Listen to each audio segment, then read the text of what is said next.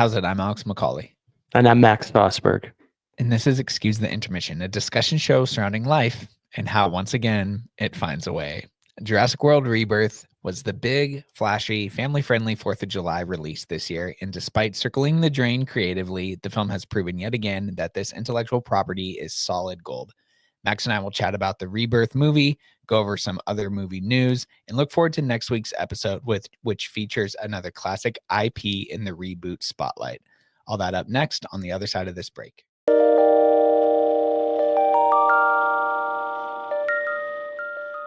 right, brother. How you doing today? Hope you had I hope everyone out there had a restful and safe 4th of July weekend. We missed you up here. How was the first Independence Day in Los Angeles for you? It was great. It was pretty low key. I worked, on set during the day, and then after we wrapped, the cast and crew had a cool little barbecue cookout by our directors at our director's place, and just an apartment complex. But we were down by the pool and got to hang out and get to know people more, which was great. And then, just came home and Kaylee and I, we watched some fireworks from our balcony, but not a whole lot.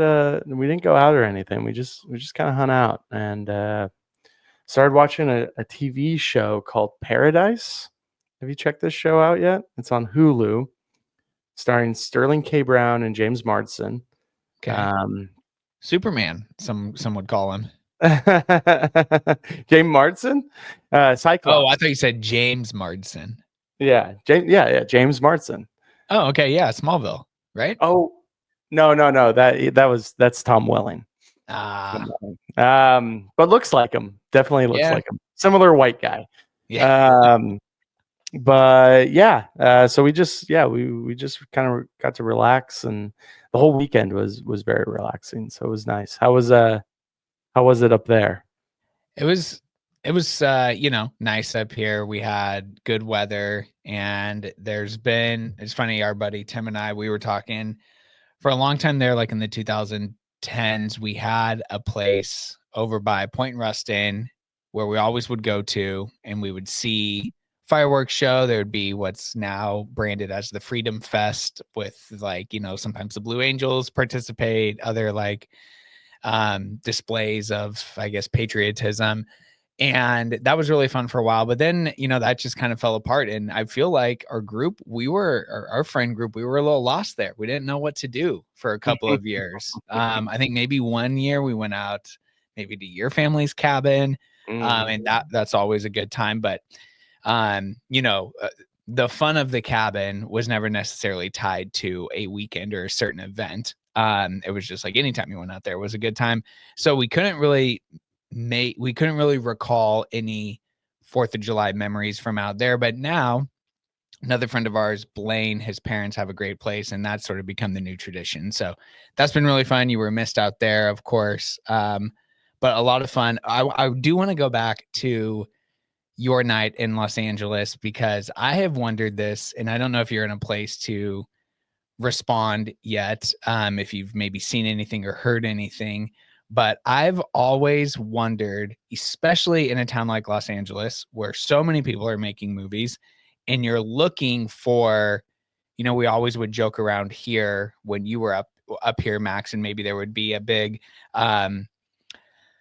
big response as far as like emergency medical vehicles because of a fire, because of something that maybe happened out in the community, and you go, oh, that's good free production value right there.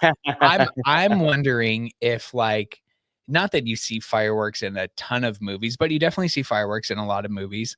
And I just can't help but think, gosh, for just to have B-roll footage of a drone flying over LA with a bunch of fireworks going off or something, do you think people are out there just kind of guerrilla filmmaking, shooting stuff, not knowing if they're ever going to need it or not? Is that something that you have sort of thought about, on these bigger days, now that you're down there and you're around so many different people, big casts of crews of extras that don't even necessarily, I guess, need to know they're in a shot or something. But I was thinking about that with the holiday and how cool it would maybe be to, yeah, fly a drone over downtown LA or something like that and just see what you get. Yeah, I sure hope there are people out there doing that.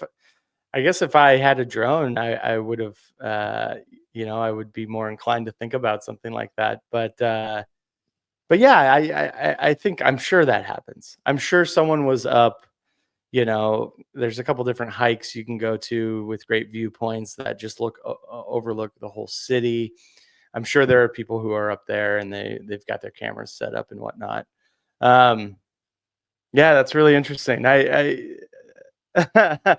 would love to meet some of those people and see that footage because, man, it really, at one point we went up to the roof of our building and like no matter which way you turned, there were fireworks in the sky.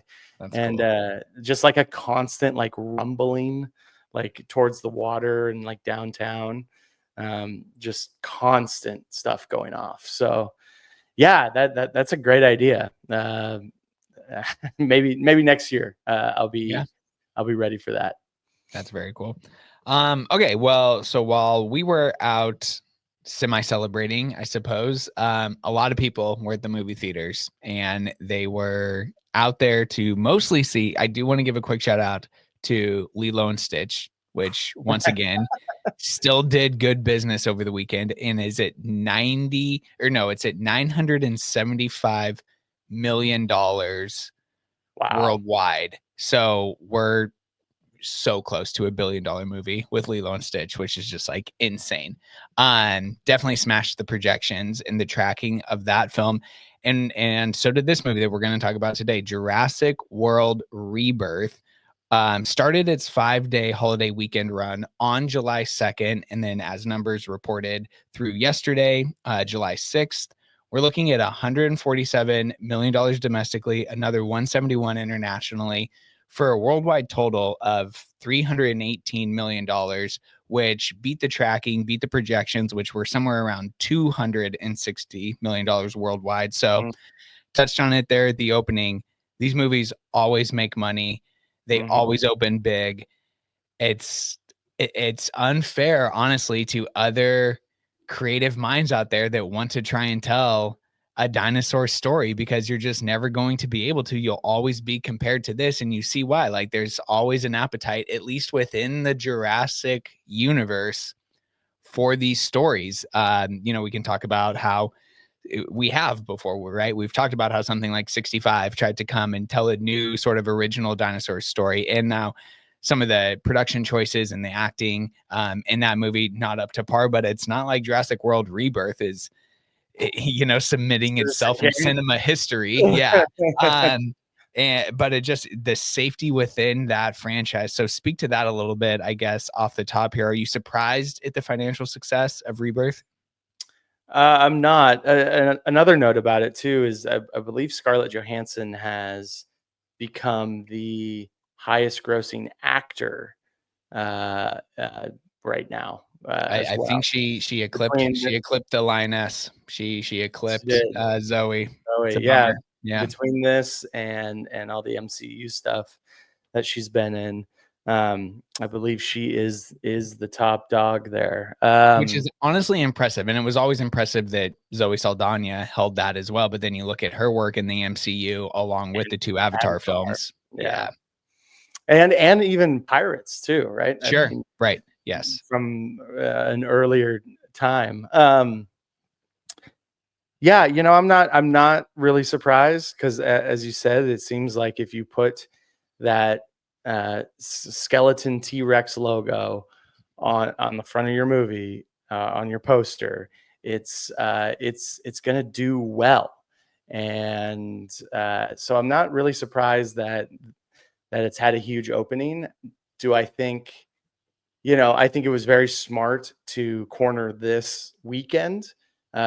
First off, just because it's by itself, right? There was really nothing else coming out this weekend. I think the other, notable release that anyone was talking about was a movie called Sorry Baby, which has done really well on the festival film circuit, and is a big indie hit. But uh, yeah, to have the holiday weekend, and to have the word Jurassic and again that logo, people are gonna go out and again, this is like one of the franchises, much like a Mission Impossible or a even like a Fast and the Furious, where like people understand that you need to go to the movie theater to experience this, right? Dinosaurs, lend themselves to a big screen because they are huge. So yeah, not very surprised. I think we're going to see a incredibly dramatic drop off in its second weekend coming up, simply because there's a movie looming that some say might be the most important movie of the summer, and like the most important movie to a company, whereas Jurassic World is part of Universal, which is going to continue to make movies no matter what. I also think, and I wonder, I don't know if I'm pretty sure it played in front of every single screening of Jurassic World.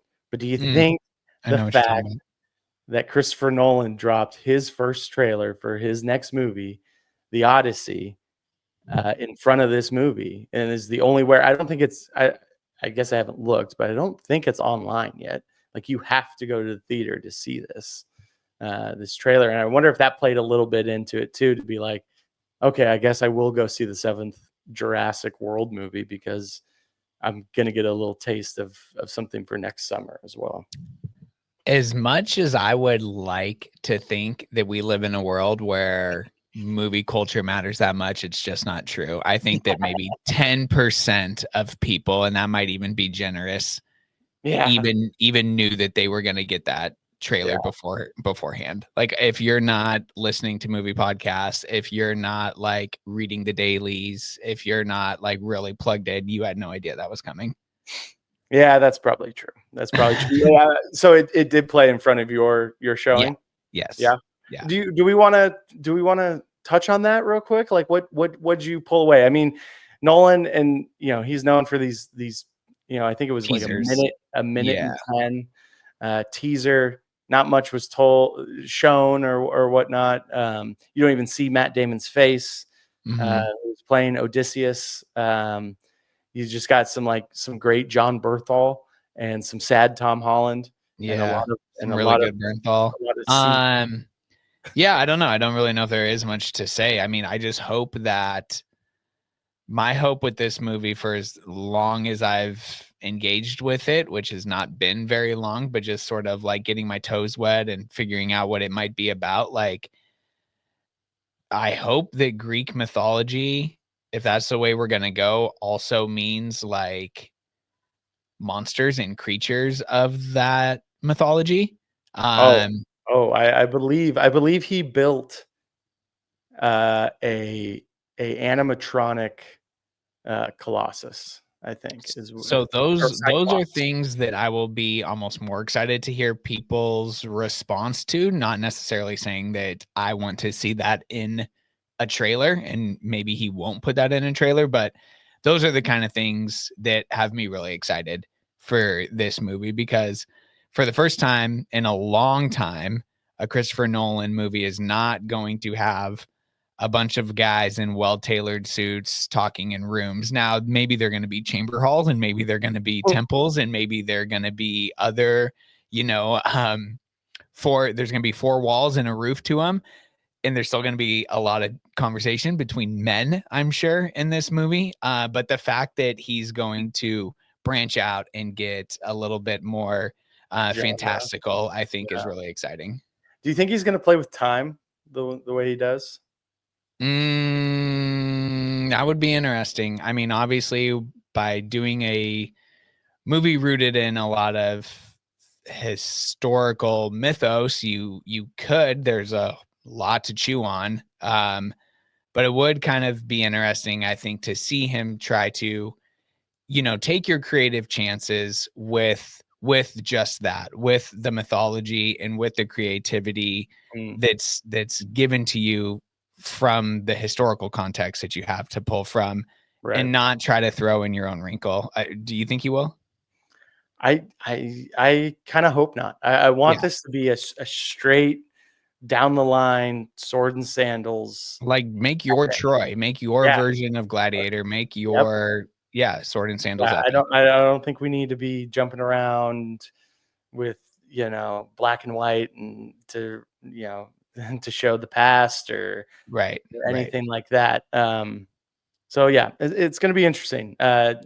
Once again, everyone who's anyone in Hollywood is in this movie. Mhm. And yeah, we're gonna get a Cyclops, we're gonna get a Medusa, right? Like, Ooh.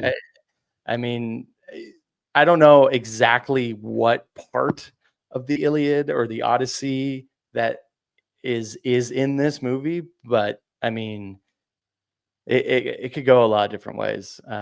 So pretty exciting to see that. People Mhm, were hooting and hollering in my theater when the Syncope or Canopy or whatever, however you say mhm. that logo came up, which I thought was pretty dorky and fun. But yeah, Nolan heads rejoice. Another one coming next year.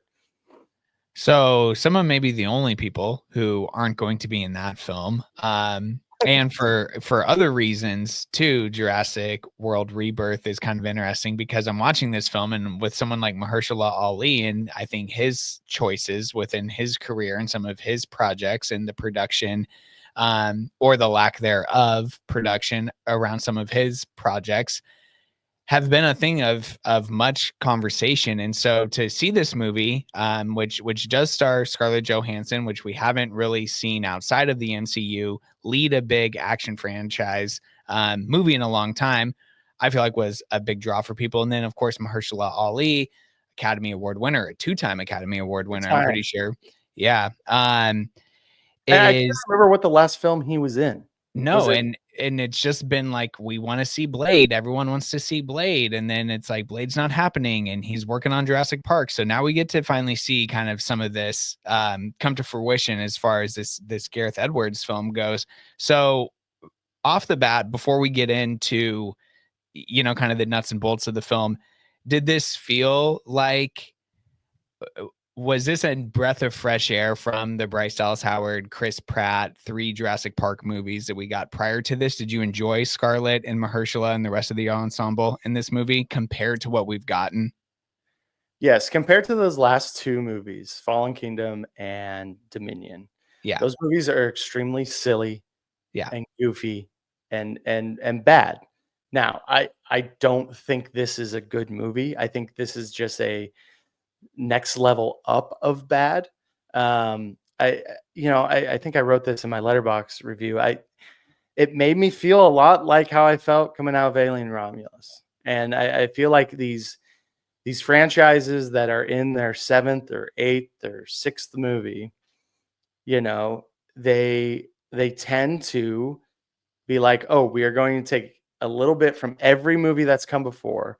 We're gonna Mhm. put it together as an algorithm, and do a bunch of callbacks and try to make you feel like you are comfortably in watching a highlight reel of all the Jurassic movies."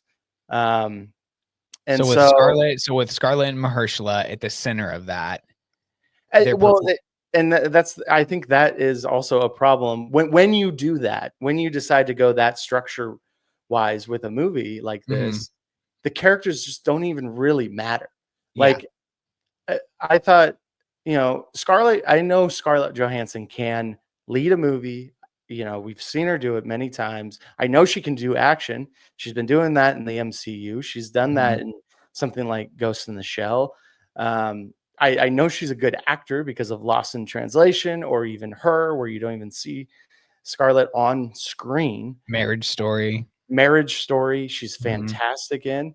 Um, but and so she's in this movie, and like, yeah, she gets to put on, a bulletproof vest and a black nondescript hat and When she threw wield that some hat guns on, around.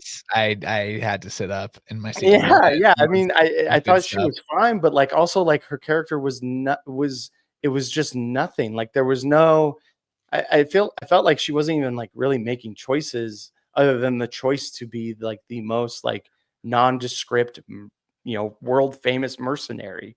Um, She which was almost playing. I felt kind of like she was playing Scarlett Johansson as a mercenary.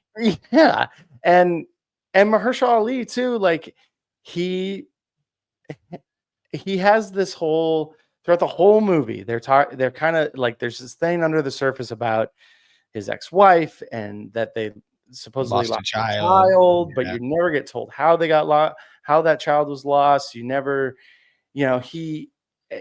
Did you like that when we were finding out about some of that stuff, the theme music was playing? Wasn't that weird? Unbelievable. I was like, what? There's no pterodactyls like flying on the horizon right now. What are we? Yeah, Why are we hearing this music? And then also like you've got Jonathan Bailey playing the nerdy, paleontologist whose museum is closing down, and he's dedicated his life to these animals, and he cries when he sees a Titanosaurus for the first time, even though like according to the movie, dinosaurs have been around, and yes, they're dying out on the mainland. Yeah, there's literally one holding up traffic outside of his museum as the movie opens. Yeah. And Rupert Friend or whatever his last name is, as soon as he comes on screen, you're like, oh, this is Paul Reiser from Aliens. Like this is Totally that guy. Yep. And he's the he works for a pharmaceutical company. Yeah. Well, I mean, they have that in the original Jurassic Park too, right? It's the guy with the suit jacket and the shorts. Like there are archetypes that everyone kind of has to follow in these movies. And that like once you get it for that when you get it that first time and maybe that second time, it's still fun. But then you're right. It does just feel like you're circling the drain by the time the 5th, 6th, 7th movie comes around, when you just have the same characters over and over again showing up in these movies. Yeah, I mean, it was an extremely stale taste in my mouth. You know who I would have loved to have seen in the Rupert Friend role? Who I thought could have done this?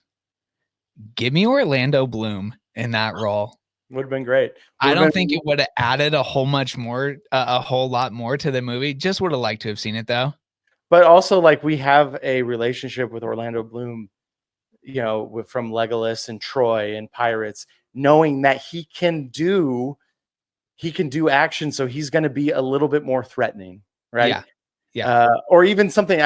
When you said that, I immediately thought of Haven, right? Like, yeah, like badass Orlando Bloom.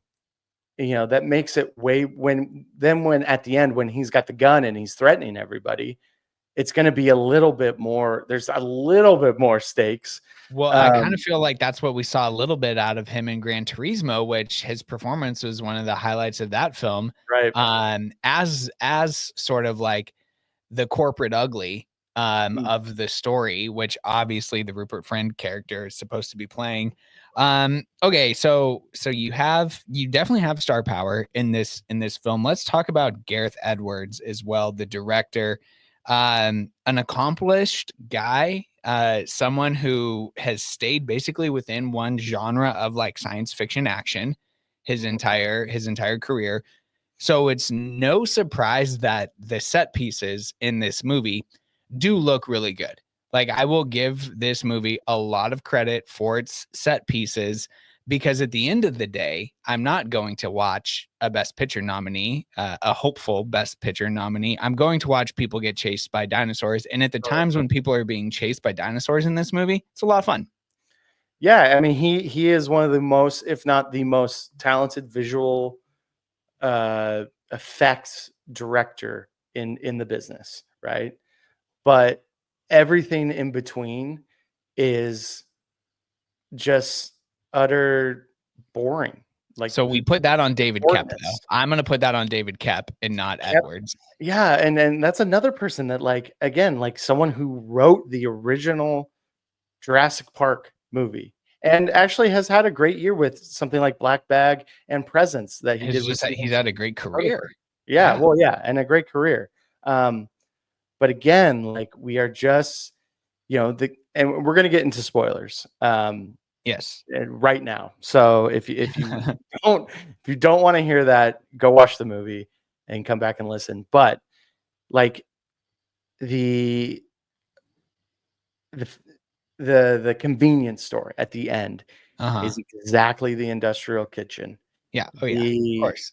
you know, the pterodactyl stuff feels a lot like the stuff from Jurassic Park 3. Hmm. Um, the T-Rex here on the poster, you can see the T-Rex chasing the family down the river. Now, I understand that is a sequence that was in the original book that they wanted to do in the original movie, but didn't have the technology for, because they were just inventing all that stuff. Hmm. And so you put it here, which is fine, but also like doesn't really mean anything because the family is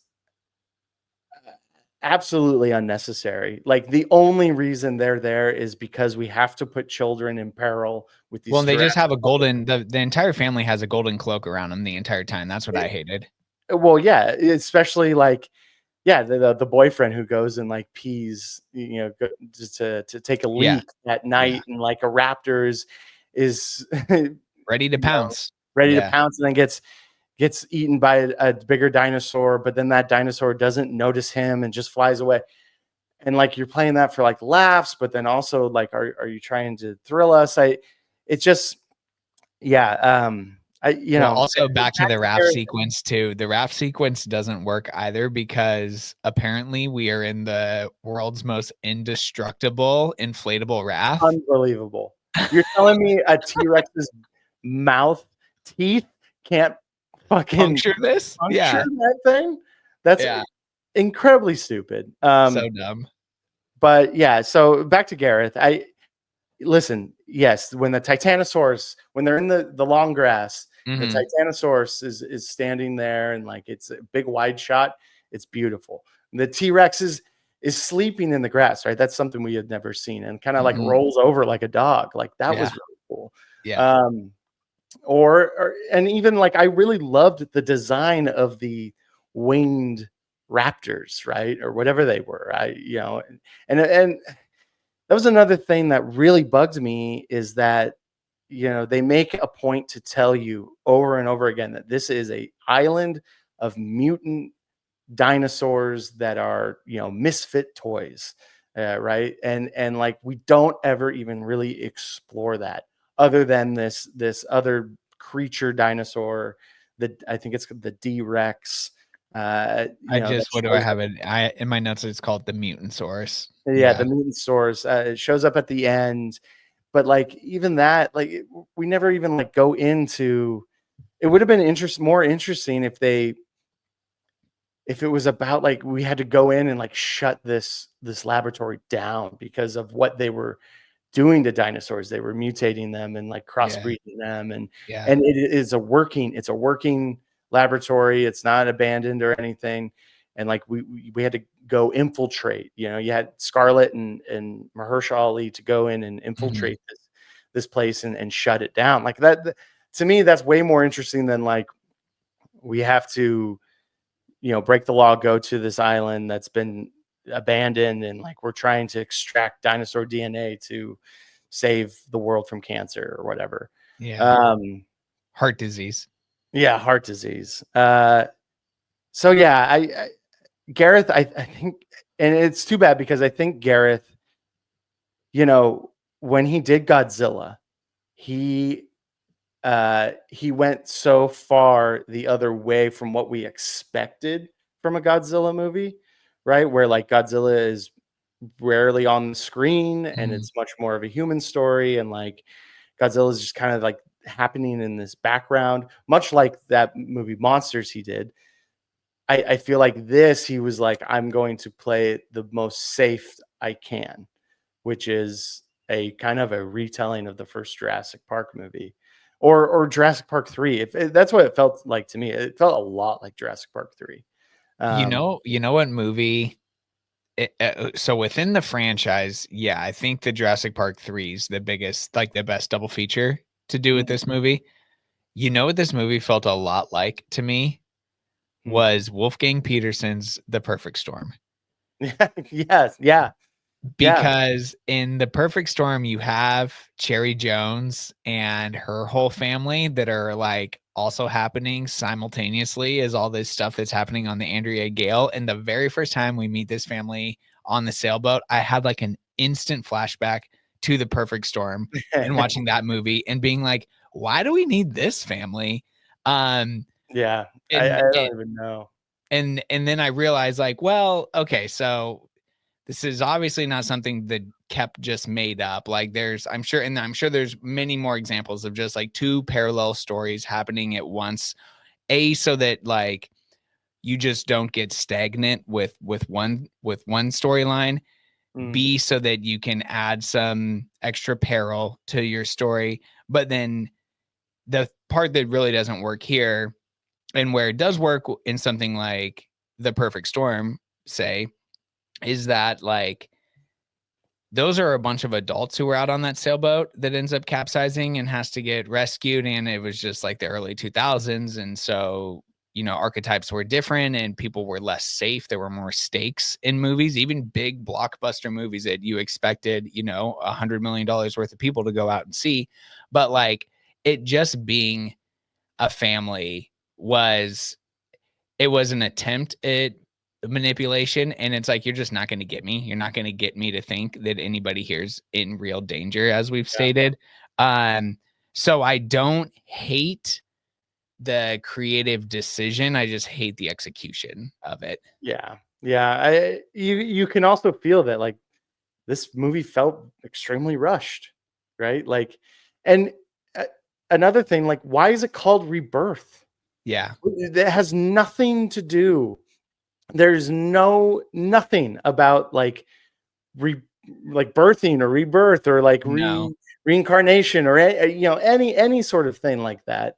I don't no. even know why that title is on this movie, or why it's even called Jurassic World. It should be just Jurassic Island, because again, like they go, to painstakingly limits to tell you that like all the dinosaurs that were on the mainland from Dominion have died off, or Yeah. are dying off, and Yeah.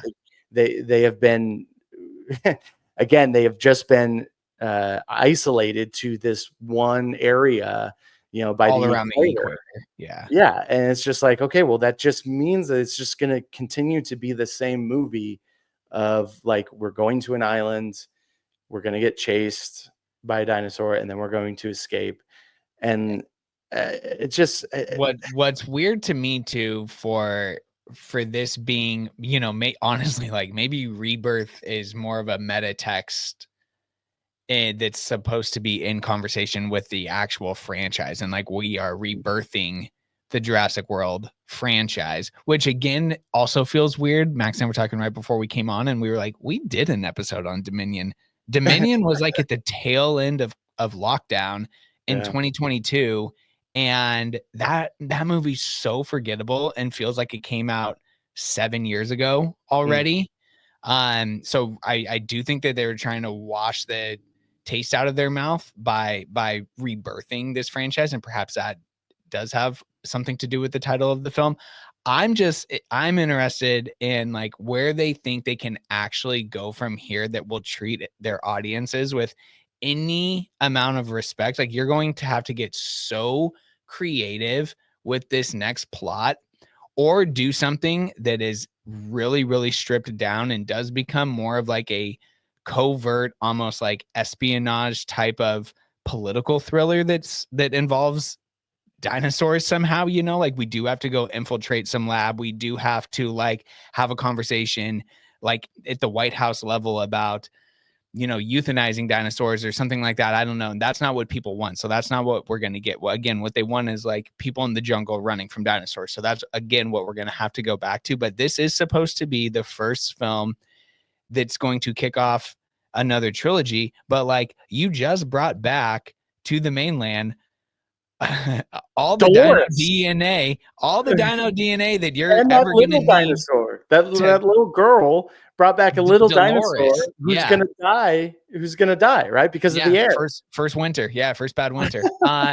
So you've now established that you have the means to cure heart disease. So it's not like you can tell us that the next story is going to be we're going back because it is going to be like now Alzheimer's, or it's going to be cancer, or it's going to be like, no, you can't keep doing that. That's just so creatively bankrupt. And so I don't know where they go from here. Like this again I don't think it's the worst film in the franchise, but I feel like they kind of blew their load in every creative idea that they had to pull from, whether that was, playing the beats, playing the greatest hits of films past, or grabbing things from the first book that were maybe left out. Because honestly, like I'll I, just being honest, when that T-Rex went under the water, I'm like, this is fucking sick. This is so dope. When the T-Rex is fully submerged, I'm like, again, a great set piece. So like there are moments. I definitely feels like this movie's definitely built around its set pieces, and that's fine. Know where you go from here now because of what they showed. I think they've totally written themselves into a corner. And but then again, it's the seventh movie in this fucking Totally. franchise. Like Totally. when do we learn that, like, you know what, maybe after six, after two trilogies, Yeah. I think maybe, because we've seen it now. We've seen it with this. We've seen it with Star Wars. We've seen it with Fast and the Furious. We've seen I was with, gonna say Fast is interesting because Fast aren't really structured in trilogies, but they're universal properties, and those movies have gotten progressively less effective and less fun. Yeah, and even like to a But certain while still point, making a ton of money, and Mission that's what's shitty. Impossible. Like, Yeah. I just think at some point we have to be okay. And Indiana Jones too is another one that comes to mind. At some point, you have to be okay with shutting the door and just being like, hey, you know what? These movies live over here, and that was a great run. And if you ever want to watch them again, you can go watch them. Yeah. But like, do we need Jurassic World 8? Nope. That's the answer. So yeah, it's just, I don't know. We'll see what happens, but yeah.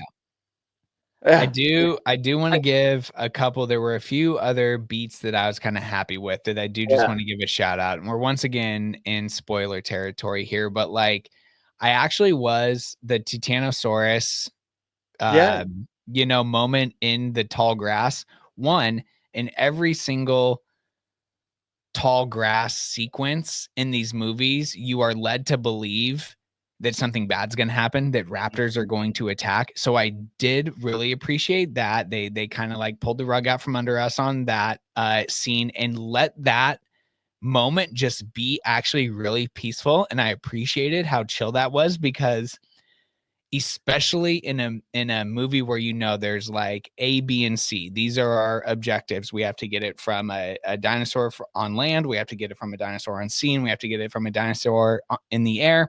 You're like, something's going to go wrong, or you're going to have a challenge at each one of those steps. The fact that one of them, and like more movies just need to do this when it comes to like, objectives that our main characters have to do, like, let it just be easy for once. So I did actually really like that choice, where it was like, you know what? We're going to put them out in the tall grass. We know what you're going to think is going to have happen. They even drop the line. They do a little Chekhov's, like, these creatures aren't dangerous, but the predators that hunt them are. Like, they get you thinking something's going to happen. And then it's just a really nice time with these really cool, like, brontosaurus looking dinosaurs that have these amazing tails that are just like swirling around on the screen. So I thought that part was really cool. There's a great sequence. Like, if we were doing our full on movie review, I would definitely give the like shoot your shot award to after Jonathan Bailey's character, whose name is Dr. Loomis. Like, I don't know what we're doing there. So after Dr. Loomis kills Michael Myers and then shoots the flare gun up in the air, I thought that I was like, I know exactly what's going to happen now. That flare gun is going to drop back down. It's going to illuminate all this smoke that's around him, and we're going to get that mutantosaurus to pop its head out. And of course, that's what happens. And it's exactly what you want to happen. And it looked awesome. So I was like, there's moments where it plays to the beats that you expect. Like, as soon as Rupert Friend handcuffs himself to the lab case, you're just like, well, that arm's coming off. that arm's coming off. Like that arm is coming off. And when it does, you're like, oh, hell yeah, there we go. Like, could a 12-year-old write that? Yeah. Absolutely. But I also it's was kind of satisfying. I was also really happy that like a T-Rex didn't come in and like fight the Dude, Mutantosaurus. I have this in my notes, not necessarily as far as the T-Rex, but also very little raptors. Like there's always a sequence in these movies where the raptors come in and save the day, or the raptors come in and turn heel. Except from that one scene where the boyfriend goes out to take a leak in the middle of the night, we don't see any velociraptors. So I thought that had to have been a tough call. You know, a very But they tempting have thing. the mutant raptors, right? I mean, The flying ones, yeah. yeah. I mean, they show you the claw on the toe, right?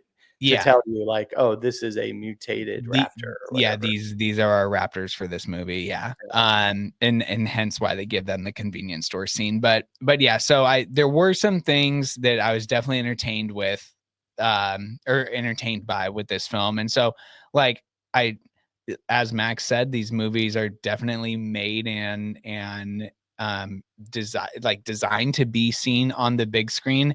I'm not telling you to go spend your hard-earned money on this film. I think you'll probably have less fun though if you do wait until it hits HBO or whatever streaming service it goes to. So I don't know, you know, the decision is yours. I think that there's some redeeming qualities, but I haven't put it in on Letterboxd yet. This will be somewhere between a 3 and a 3.5 for me. And again, that's being very literal. And that's either like a D or a C minus. Like there's a lot of room for improvement here. Yeah, I think I gave it 2 stars. I just it bummed me out, and I don't even know why. Because like even going in, I was like, this is gonna be It's gonna be stupid. It's gonna be stupid. The last 2 were so bad, and especially Dominion. I mean, I think I remember having a huge rant on that episode that we did about Dominion. Well, yeah, because that's when they really tried to get the whole gang back together. Sam Neill, Laura Dern, yeah, and yeah, you know, and so like those sequences you pointed out, like yes, I loved the Titanosaurus stuff, except at the very end when they tried to cheaply do the scene from the original Jurassic Park where they look out, you know, and they're all going down the valley. Yeah, and they're all going down the valley, and it's just like a bunch of. I thought that actually looked really bad. Like it was just a bunch of weird, like polygon dinosaurs walking around. Yeah. They shouldn't have pulled back that far. That was bad. And then the end of that other sequence you were talking about with the D-Rex, where Mahershala Ali, and this is kind of further down, so you could even call this a separate part of this movie, but like again, like the stakes, there's just no stakes at all because Mahershala Ali, after again telling you throughout the whole movie or hinting that he had lost a child, and the children are really important to his character. Like he's always trying to find the children, you know, this girl. And he's telling him, I won't let anything bad happen to you. Right. Yeah. And he takes the flare and he runs off, and the D-Rex chases him and lets everyone else get into the boat. And you're like, okay, he's going to sacrifice himself. I like that. That's cool. Like, here are some stakes. No, you know, a main character can die. Yeah. And then the fucking flare, he shoots a flare up. And we have no idea how he gets out of it. No, yeah, we don't even see it. It goes off screen. And I would have even been fine, like an off-screen death, or even like, let's have it go off screen. And maybe the sequel is like him trying to survive on the island by himself. Sure. Yeah. Right. Maybe he does escape, and then ScarJo's got to go back. ScarJo has to come back, or it's just him, like just a Mahershala Ali movie, like Predator, where like he's covering himself in mud and he's running around the island. Okay, you got my attention. But instead, you know, he shoots a flare and gets picked up by the boat, and then again cheaply they try to do the ending of Jurassic Park, but just how they're in a boat and like the dolphins and shit, and like just horrible, just really cheap. And so I don't know, this one stung. I'm glad it's doing well. I'm glad people are going to see it in the theater, but it was an extremely bankrupt experience. Yeah. It's just, and again, this is not a Jurassic World problem. This is an IP problem. They're just so, we're just in, franchise fodder, man. That's what yeah, these we're movies just are in doing. such a tough place with them. And it's really too bad because, this is why we try to do things like our Lost Horse sequels spotlight episodes, Right. because only I think when you have a budget of this caliber and you have expectations that are so high, maybe not critically, but certainly financially speaking, do you feel you feel more inclined to be hypercritical of the creative choices and to feel robbed when something isn't really like delivered, when a promise isn't delivered, when the studios don't hold up their end of the bargain. Because when something like Paranormal Activity 6 or 7 come along and aren't great, but then like they still work for some people and can keep the franchise going, and then maybe, like my favorite, and I bring it up all the time, but like Next of Kin, then all of a sudden like still has enough juice to be made and it goes to Paramount Plus, and that movie's awesome. And it's so cool. And it gives someone like William Eubanks a chance to like make a film within a franchise, but to do a lot of fun creative stuff. Like within franchises, you can still take risks and give people the opportunity to share their creative vision without studio pressures, without pressures of IP and expectations, but just not when they are this big. And that's the tough thing about a franchise like Jurassic Park / World, like Fast and the Furious, like Mission Impossible, like so much of what we've seen so far Right. this summer, to be honest. Which is a nice little segue. We'll wrap up by kind of previewing what we're going to talk about next week, which is the release of Superman. Now, I think this time last week, going into the weekend, we were Let's Superman, I believe, and Eddington. Is Eddington also this weekend? Eddington, I believe, is the 18th. 18th. Okay, the following weekend. Excuse me. So Yeah. yes, it is Superman week. You're right. Yeah. But so going into Superman, we're basically dealing with the exact same monster here, the exact same thing that we've been talking about with Jurassic World. And I don't know, what do we expect out of this? Like you will have the very interesting task, and I will make sure to do my homework and return to the Christopher Reeves films and watch something like Man of Steel for the first time, and maybe even like pull up a Smallville I think you might like Man of Steel. Yeah. I mean, if it's not 3 hours long, I'll watch it. Like that's the problem with superhero movies, right? But no, I mean, do we think, again, I'm not gonna doubt this movie's potential financial success. I think it's gonna do very well. But again, like, can this movie show us something that makes us feel again? I mean, like, Superman is supposed to be such a human story. You're kind of our comic book expert here. Like, what are the themes? What are the, like, if this is a class syllabus, like, what do people need to know and read and learn before going into next week at the theater, you think? I mean, it's a classic fish out of water story, right? Like, he is an alien. Superman is an alien posing as a human, right? In our world. He also, like, he is the big blue Boy Scout, right? Like, he is the moral center of what, when the fight becomes good versus evil, right? Like, Mhm.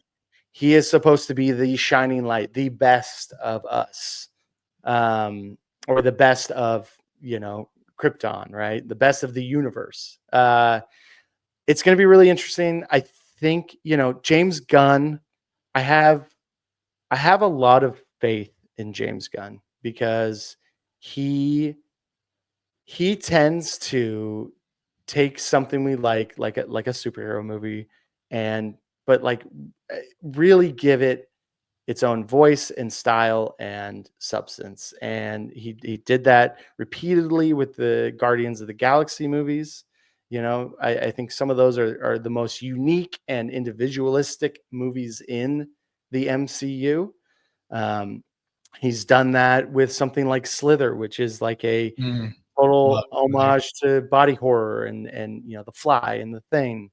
and like it but also has its own very own style and breath. So, you know, can you do that with a Superman story? I think it's going to be extremely different from what we've been used to with Zack Snyder, which I think is a good thing. Mm-hmm. I hope it's a better, you know, because something that is extremely different from Zack Snyder's is Superman Returns, which is the Bryan Singer movie from 2005 or something like that. I hope it's a better film than that film. And, you know, I think it will be even though it will be extremely different from Man of Steel and probably more like the Christopher Reeves as far as tone, I think it will, you know, take a left turn from those movies as well and be much more of a, you know, his stuff is always very like witty and violent. And so like if we can get a balance of violence, you know, good morals and hope, like Mm-hmm. I think it will be successful. We'll see. I don't know. Superman's never been my favorite superhero story. I'm happy to hear that we're not getting an origin story. So like Mm-hmm. it's going to be, you know, you need to know that origin going into this movie. But I, who knows? I think it will. I think you will feel something because I, I I think cheaply, you know, we've got Crypto the super dog in this movie, and Mm. so if anything Mm. bad happens to the dog, I think Oh, that's, you know, I yeah. mean that's screenwriting It's 101. Like that's manipulation tactic yeah. 101. Exactly. Yeah. um, so we'll see. We'll see. It feels a lot more science fiction-y than past Superman stuff because there's, you know, there's creatures and aliens and things like that. So, or fantastical, maybe fantastical is a better word, but yeah, I don't know. It's a huge movie for DC, WB, James Mm-hmm. Gunn, you know, who is running that studio. This is kind of the launching pad of his new version Yeah. of the DC stories. Yeah. A lot Um, rides on this. a lot rides on Superman, and we'll see. David Cornsweet has been a guy who's been like popping Listen, up in big fan. side, you know, side roles in movies like Pearl and Twisters. Yep. So this is kind of his big launching pad. Yeah. Rachel Brosnan has been a huge TV star with the Marvelous Miss Maisel on Amazon Prime. I'm excited to see her on the big screen. And then also like our guy Nicholas Hoult Oh yeah. is the heavy, right? Yeah. And I think the last villainous role I saw him do was The Order, which he was fucking awesome in. Yeah. So God, the order's so good. can we get something as maniacal and evil as that? As a white supremacist, Lex Luthor. Yeah, in a bright, shiny Yeah. Superman movie, that'd be fucking awesome because I think Nicholas Holt's a really, really great actor. Agreed. So yeah, it's gonna be really, really interesting, and I'm excited. That the town down here is very excited. I mean, you know, Oh, I'm sure there's it's everywhere, marketing billboards, wise. Yeah. everything everywhere. So I can't wait to see it in a packed theater. And yeah, and then we'll get to sit down and talk about it. I'm excited. And also I just can't wait to hear what, as always, what you think, right? Like, I mean, Mm-hmm. superhero stuff is not your bag. So No. Yeah. I'm coming in from a very neutral place. yeah. There. So yeah, if it's a good, I think we'll know if it's a good movie. Yeah. Yeah. You know, Agreed. not to put too much pressure on you. No. Yeah. Talk about it big. Yeah. It's big for James Gunn. It's big for me. It's big for all of us. All right. Well, that'll do it for our conversation on Jurassic World Rebirth and our anticipation behind Superman. Until next time, please follow Excuse the Intermission on Instagram and the two of us on Letterboxd to track what we're watching between shows. And we'll talk to you next time on ETI, where movies still matter.